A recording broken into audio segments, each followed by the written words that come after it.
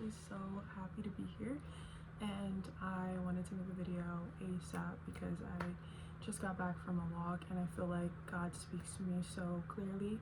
So I had a lot of messages from him to share from my own personal experience, and I feel like if you're in this collective, if you're gravitating towards me and my videos, then this obviously is something for you as well.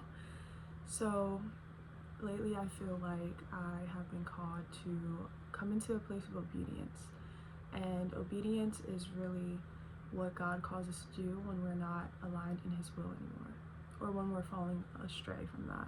And what he will do is he will use everything for his good to counteract your steps and direct it towards a way of calling you to him. And in that, it might be painful and it might bring up a lot of uncomfortable things that you have felt like you might have dealt with. But when God is calling you to a proper standard in his righteousness, you have to be willing to look at parts of yourself that are coming from a place of scarcity, a place of distrust, vanity, or just being in entitlement. That's the word today. Because when you have things in your life and you become so familiarized and accustomed with them, you can overlook God just like that, because these are what you have felt almost at ease with. And at one point, this was your prayer. And now that it's here, it's like when we are not satisfied in the Lord, when we are running our lives with our sin and we're not obeying to God's commands for us, which he's always telling us, and it's just like our flesh, our carnal pleasures, we're putting that above his will, and it's calling us to a higher standard, because that's not what he wants from us. That's not how we're going to enter into his kingdom and set up statues for others to acknowledge him within us. We're not able to fully allow his works to pierce through us and through other people and make way for his purpose to evolutionize in us. So it's like we have to be honest and truthful in what we are doing and be willing to fear the Lord above all things. And what that entails is being willing to acknowledge your fleshly wants, but recognizing that your belief in God is so much stronger than that. And to pray even when you have unbelief. In church, the priest said, I have belief, but I pray for my unbelief, because sometimes you have wavering doubts that arise, and it's natural for us as human beings with a mind that consistently tries to understand and analyze every single thing. But sometimes, especially with God, that is not something to analyze. That is something to put your trust in, to live in, to act in accordance with, and allow that to be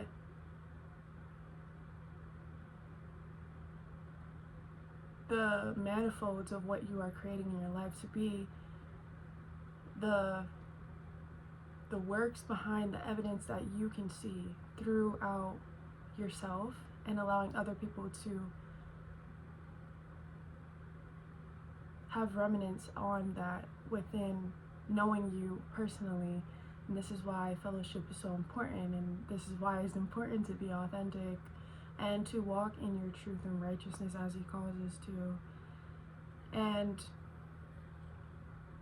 he knows our frame, and he remembers that we are dust. We don't forget that we have a God that is so purposeful and that's so deliberate, and that he cares so much for us in the littlest of things. And he could be speaking to you right now, and you might not even notice because you are so filled with all of these chaotic things that are ruminating, and they are out of your control at the end of the day. So he's calling you to step out of that, stepping out of that control, that need to be the evolutionizer of your life, to be the principality, I don't know why that's coming up, or like just the dictator of your steps. Like, you can't be that. You cannot be that. And you see how you will fall. And only if you're with God you will get back up, because you have someone to look to. And your faith resides not within what your circumstances are, because you know that he has provision over all of this. And he is working beyond what we can see, because we are just man. We don't know anything. And we only know within him. That's truly the one thing that always comes back to me, because I wouldn't be filled in this way and have all of these things that are reflecting him and being so abundant and just being filled with the littlest to the greatest if I wasn't connected and I wasn't tethered to that, which is operating through me and you. And so don't miss what's in front of you. Do not overlook your gifts that have been given, the blessings that have been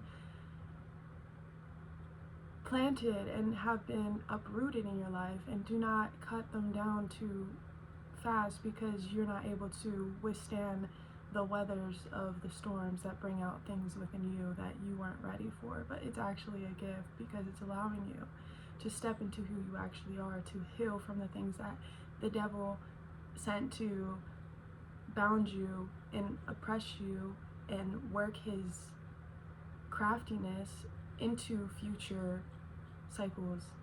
And so now that you know the truth, now that you're stepping into that, you will dwell in the midst of the city of truth and righteousness. This is just apparent when you are connected. And do not be dismayed when opposite forces come against you. Do not be opposed, because this is only natural.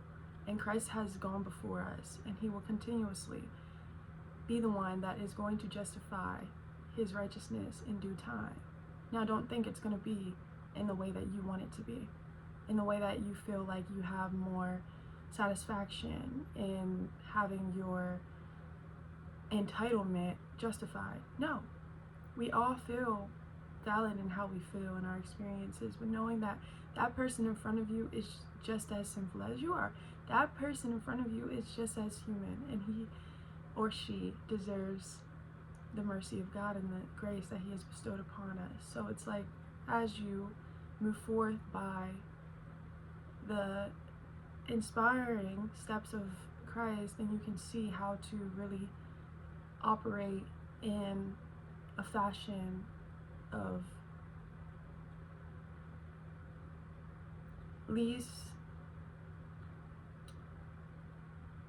contentment for other people, and to recognize the value within another person regardless of how they're behaving, because that's not defining of us at all. And you might be someone that gets way over hills about what you do, and you want to show up, and you have high standards for yourself. We all do.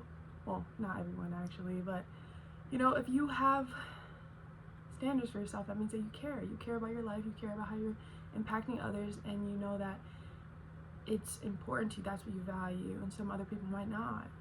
So it's like, just be strong within your values, and know that you can't force anything. You can't force things to be worked out in the way that you want it to be. And honestly, in this world, things are not going to be just, especially for the ones that are walking in the light and the truth and the glory of God, okay? Because it's only bound to be thwarted and counteracted, because it's directly casting a shadow to the parts of them that they have to face. And it's hard to face what you're running from, and you're building a life that is emanating what you want to allow yourself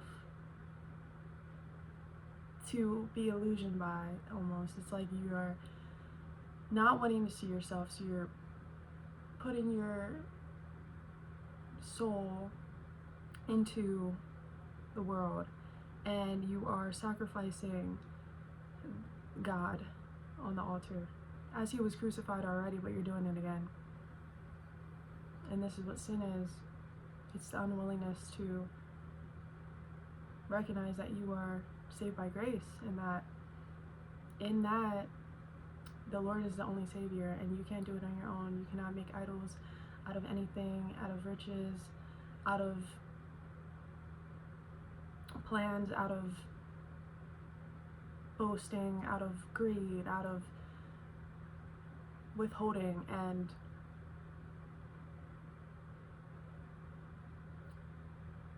judgment, and ultimately just doing whatever you want because that's what you want.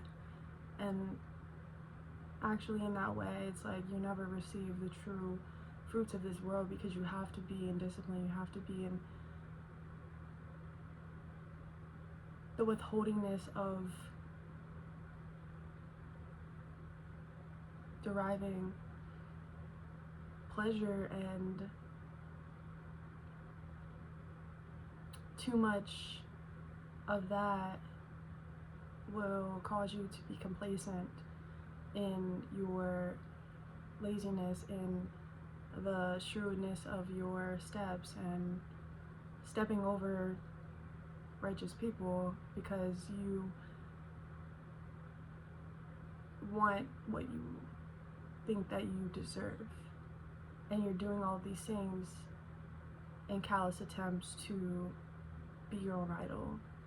And do you think that's not going to have consequences? Do you think that you're just going to be able to go through your life and that's what it's going to amount of? Is that a life that is actually going to actually have any remembrance of any sense? I feel like that's just vanity, and that's why in the book of Ecclesiastes, I don't know how you say it, okay? It's vanity, vanity, vanity. And honestly, I think pride is the root to all sin, but vanity is a lot more overlooked, because it's just something that I think we all fall into, especially at the hands of being influenced by the media and wanting to glorify ourselves as much as possible, and having the perfect body, having the perfect way of aesthetic and all of this when really the beauty is found in a quiet spirit and confidence within. Confidence to show up in a room and be yourself.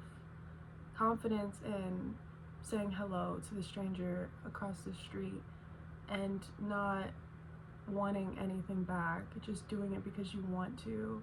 And the confidence to just express yourself in whatever way you feel, and knowing that you deserve to be who you are, and that any belief that you have that is tethered to an experience that made you feel like you needed to hide and isolate for embarrassment or judgment, that is because you were at the hands of people that didn't actually see themselves, that never could love themselves because they didn't know the love of God that overshadows everything, that takes away sin, that allows you to see yourself in the purest version that you could ever know. And that's because he's operating through you, and he's cleansing all of those things, all of those impurities that you have clenched onto unwillingly or unknowingly in this world of disillusion. Everything's an illusion, and if you're continuously grasping onto that, then you're letting a life that is full of purpose and honor and giving glory to the one that deserves it most, and to really come into a place of solitude and knowing that you are actually at peace. And that is something that can't be taken away from anybody. And the enemy always tries, and he tries with thoughts, and he tries with experiences and families and people, and he tries to get you through any output. But it's like when you just sit and you're remaining still and knowing that that I am God. Psalms 14:50, I think. Forgive me if I'm wrong.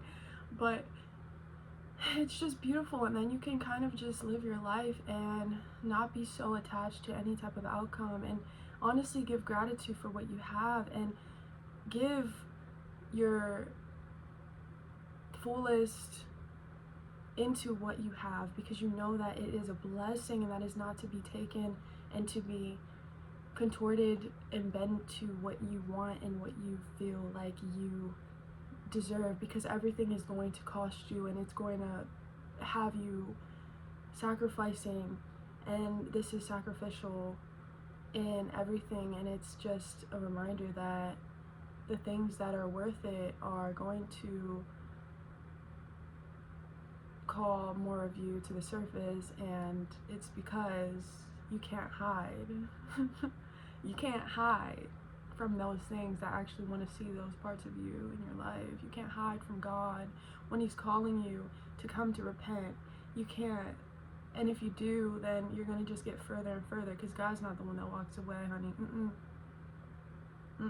He's not the one. He's remaining constant. He is the most stable thing in your life with every change that's happening around. And if you're going to walk away into the pit and call other people with you, and He's not going to be one to support that. He is gentle, He is modest, He is all-knowing and all-understanding, and He can pull you out if only you're willing. So never think that you're getting too far, because you're not, okay? But you just have to be willing to be aware and be able to confess and have the conviction in your spirit that is always calling you to become more conscious of your steps in this world, because we are all doing this together, ladies and gentlemen. I know we are. And as much as we like to think that we are separate just by way of having illusions all around us, thinking that we have it in a way of ownership of what we have, and having routines and familiarity and people around us in our lives that kind of box us in. But really, at the end of the day, what is this sustaining force in all of this? What is bringing the sun up? What is allowing the birds to flourish and sustaining all of this? You see how many birds are in the sky, how much multiply that can be within our thoughts and our understanding, and giving way of Christ to enter that, and knowing that you will be delivered. You will literally be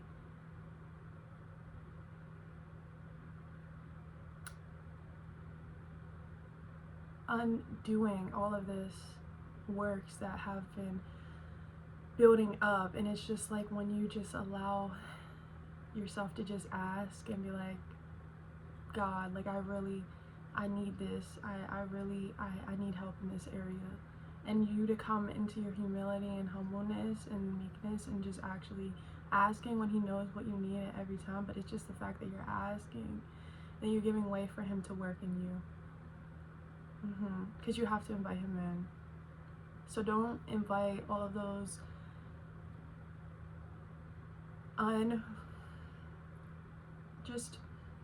those sickness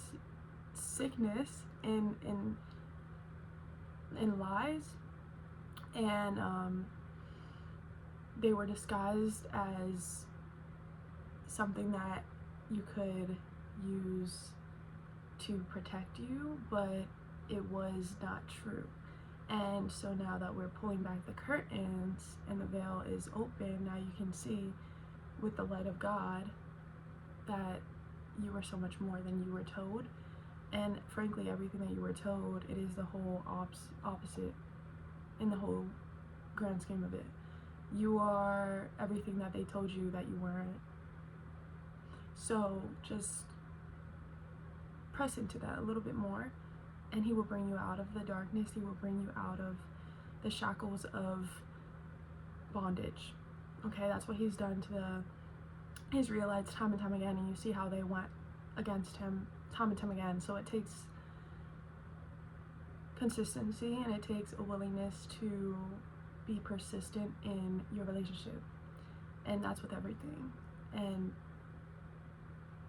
he will save from the east into the west. And you are marvelous in his eyes. You are the one sheep that got away, that he is coming to save, that he cares about. So know this, for he knows. And be in gratitude. It's a reminder, okay? Because we can get so caught up by the enemy that is putting all of these things before you and trying to have you compare yourself and want to do better. It's okay to have a self-improvement mindset, growth. I'll be awfully transparent. I am one of those go-getters, and I want to be the best version of myself, but recognize that you are the best version of yourself right now in God's eyes, okay? Amen. Come on. We are. So just fall into that a little bit more and know that you can move a little bit more with ease and compassion and extend that to yourself with grace, for you're able to be strengthened by him, especially when you're weak. No, that is true. Okay guys, well thank you so much, and I pray that you have a blessed and fruitful and deserving day, for this is the moment that we all are striving for. So make the best out of it. Okay? Bye guys. Love you.